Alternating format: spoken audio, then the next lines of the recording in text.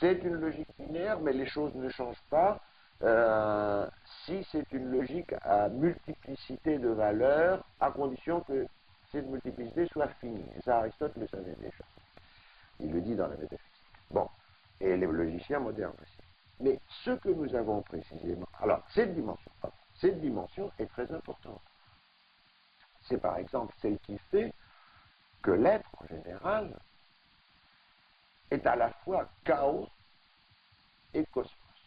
C'est-à-dire, il est à la fois irréductible à un ensemble de déterminations systématiques, il est stratifié, il est morcelé, le vivant n'est pas réductible au physique, le mathématique est à peu près partout présent, mais il est présent avec des degrés de pertinence différents, mais ce chaos est aussi cosmos, c'est-à-dire il est monde, il est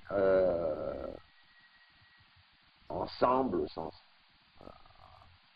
abusif du terme, de processus, d'objets, etc., qui présentent une certaine organisation dont le déroulement est jusqu'à un certain point prévisible, sans quoi nous ne pourrions pas vivre, etc. Qui présentent donc des identités localisables. Qui présentent localement, qui présentent d'abord le moment de l'identité un peu partout, parce que s'il n'y avait pas ce moment de l'identité, nous ne pourrions rien dire.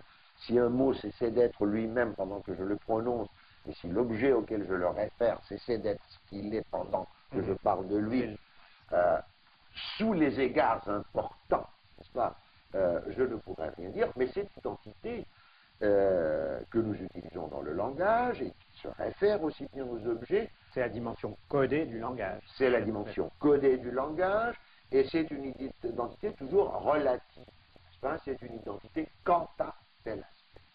Bon, c'est pour ça que les philosophes classiques, Aristote et Spinoza, quand une chose ne peut pas être elle-même et une autre, au même moment et sous le même rapport. Mais ça précisément introduit la relativité, n'est-ce pas? Étant donné que le moment, finalement, je ne sais pas, il est sécable indéfiniment, et étant donné qu'il y a une multiplicité des rapports sous lesquels on peut regarder une chose, nous sommes toujours obligés de spécifier sous quel rapport nous parlons d'une chose quand nous disons qu'elle est identique à telle autre chose ou qu'elle est semblable à telle autre chose, n'est-ce pas? Et cette dimension est là, elle est partout, elle est toute puissante en mathématiques, par exemple. Enfin, pas toute puissante, c'est une mauvaise expression. Enfin, elle se déploie en mathématiques. Omniprésente. Elle est omniprésente, elle est utilisée en physique, elle peut être utilisée en sociologie, si je parle d'économie ou si je parle des transports urbains. Bon, je sais que le métro partira à telle heure, qu'il y a tant de métros par jour, etc. C'est donc aussi une condition de la pensée technique. C'est une condition de la vie sociale. Et l'autre dimension, donc, c'est ce que j'appelle la dimension magmatique, parce que l'être est un magma, et la dimension qui n'est pas réductible à cela, et peut-être on peut le comprendre le plus facilement en prenant une création humaine comme la musique. N'est-ce pas? Il ne peut pas y avoir de musique sans arithmétique. C'est absolument clair. Et quand Bach écrit une fugue, il calcule tout le temps. Cependant, la fugue, ce n'est pas ce calcul. C'est une œuvre musicale, et même la plus échevelée ou la plus romantique, Chopin par exemple, la quantité de logique qu'il y a dans une ballade de Chopin est absolument incroyable, et c'est même une logique qui n'est pas consciente pour Chopin, qui est incorporée dans sa pensée musicale, ou dans le mouvement de ses doigts, s'il improvise, etc. Et en même temps, il y a autre chose. C'est autre chose, ce qui fait vraiment la musique, je ne peux pas le réduire à la dimension logique, mathématique, arithmétique, qui est quand même toujours là, de même que je ne peux pas réduire un grand tableau à la géométrie des figures. La géométrie des figures est une chose, le tableau lui-même c'est une autre chose, et la sensation esthétique et plus qu'esthétique qui me produit, comme une grande musique, c'est tout à fait autre chose. Il y a donc ces deux dimensions dans l'être toujours. Il y a la dimension identitaire d'un côté qui nous permet quand même de vivre et de parler à la dimension, sur la dimension ensembliste, la dimension code du langage. Et il y a la dimension proprement créatrice, la dimension magmatique, qui est irréductible à la logique et qui pose chaque fois les, si on peut utiliser la métaphore, les axiomes, les principes, les formes, à partir desquels aussi un travail logique devient possible. c'est pour ça que je dis que la détermination essentielle de l'être, qui a échappé à la philosophie traditionnelle, c'est la dimension création. Et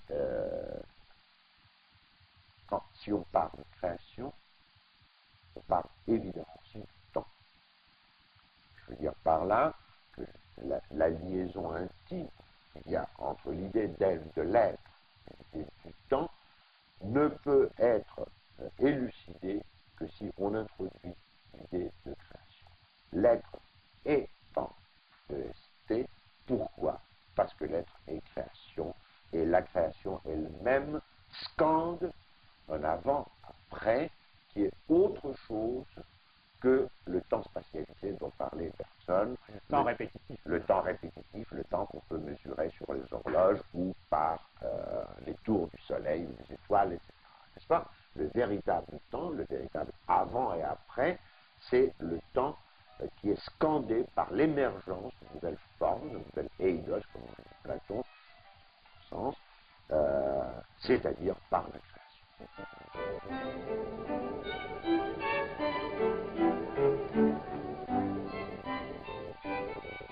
Monsieur Castoriadis, le monde dans lequel nous vivons, c'est-à-dire ce qu'on peut appeler le monde contemporain, comme n'importe quel monde social, il est fondé sur un certain nombre de significations imaginaires. Est-ce qu'on peut définir cette notion de signification imaginaire et quelles sont les significations imaginaires de ce monde contemporain? Qu'est-ce qui tient la société contemporaine ensemble? Je parle des sociétés dites développées, disons des sociétés riches et libérales. Quand on passe à travers toutes les couches superficielles, on voit qu'il y a une tendance, une poussée de cette société qui est en même temps sa norme, sa valeur, et qui est supposée donner sens à toutes les activités, les orienter, les justifier. Qu'est-ce que c'est cela? Marx parlait de l'accumulation indéfinie du capital. On peut élargir. Il y a l'idée de l'expansion indéfinie des forces productives. Mais il n'y a pas seulement l'expansion indéfinie des forces productives, il y a aussi une expansion indéfinie de la consommation qui apparaît. Mais derrière cela, il n'y a pas seulement les forces productives de la consommation, c'est l'idée d'une maîtrise, et d'une maîtrise qui se veut rationnelle. Bien entendu, la naissance de cette idée est un processus très complexe.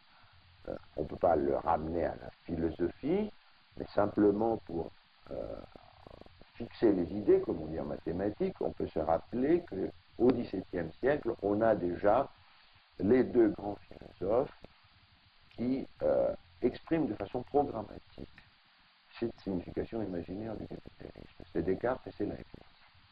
Descartes, connaître pour devenir maître et possesseur de la nature. Si on s'arrête une seconde pour réfléchir sur cette phrase, on est étonné, n'est-ce pas, parce qu'elle est carrément absurde. Comment pourrait-on devenir maître de la nature? Est-ce que dans le programme, il y a l'idée qu'on va inverser le sens de la rotation de la galaxie, par exemple? N'est-ce pas? Bon. On ne pourra jamais être que pseudomètre d'une petite parcelle de la nature. Enfin. Et en même temps, Leibniz, pour lequel tout doit être rendu calculable, pour laquelle Dieu lui-même a créé le monde en calculant, c'est un immense calcul d'optimisation, de maxima et de minima, etc. Bon. Mais en réalité, il y a aussi toute une série d'autres processus qui se déroulent avant même Descartes, avant Leibniz. Il y a une tentative de rationaliser, par exemple, l'entraînement de soldats que déroule par Maurice de Nassau, publie un manuel de l'entraînement des soldats qui est pratiquement des méthodes tayloriennes pour entraîner les soldats et qui est vers 1590, c'est-à-dire avant que Descartes naisse lui-même. Il y a les horlogers, il y a les techniciens, il y a les rois qui essayent de rationaliser la gestion de leur royaume, le gouvernement, en France notamment, mais en Angleterre aussi bien, en Espagne, etc., la nouvelle bureaucratie qui se crée. On dirait qu'il y a cet ensemble d'institutions et de significations qui surgissent à partir de ce moment-là, que personne n'a voulu comme tel, et qui produisent l'univers capitaliste.